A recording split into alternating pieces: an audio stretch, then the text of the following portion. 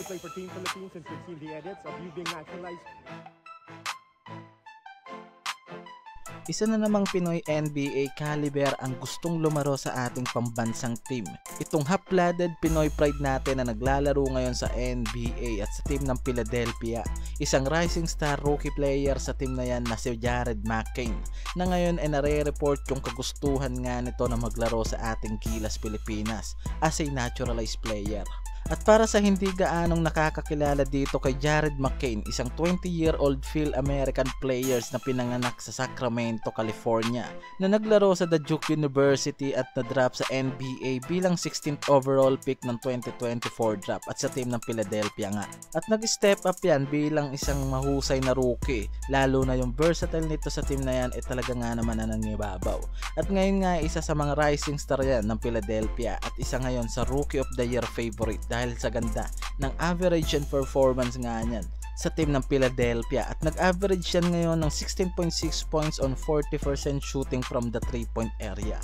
Tapos ngayon ay nagpapakita to ng mataas na interes para sumuporta sa ating pambansang team matapos na i-shoutout nga nito ang kanyang Asian community at sinabi niya mismo na siya ay may dugong Pilipino.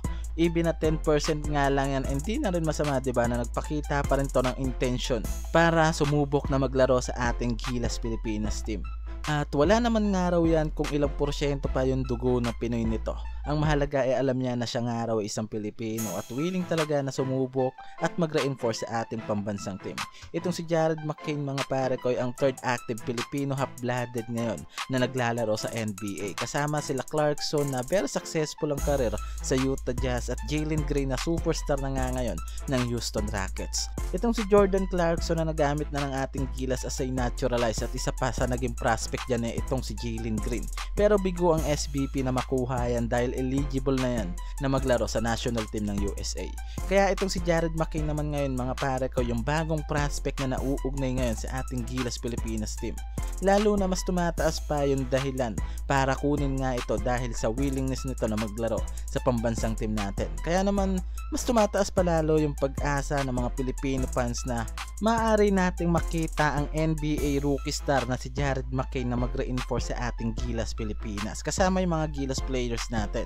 At mas lalo pang nagiging realistic yan para sa future ng Gilas natin na maging isang naturalized player at magsuot ng pambansang jersey ng Pilipinas, and everyone hoping one day mangyari nga yung bagay na yan. Dahil paniguradong malaki yung maitutulong nga raw nito sa ating Gilas Pilipinas team. Dahil ngayon pa nga lang daw sa pagiging rookie at unang taon nito sa NBA League, sobrang laki na ng pangalan yung nabibuild nito sa Philadelphia. And what more sa ilang season pa, mga pare ko, di ba? Kaya naman maganda ngayon pa lang maasikaso na nga raw ng SBP natin yung mga kakailanganin nito si Jared McCain para maging isang naturalized player ng ating Gilas. Dahil paniguradong napakalaking tsansa para sa ating Gilas Pilipinas team na mas maging dominante sa mga FIBA Asia Tournament kung makukuha nga natin yung rising star na to.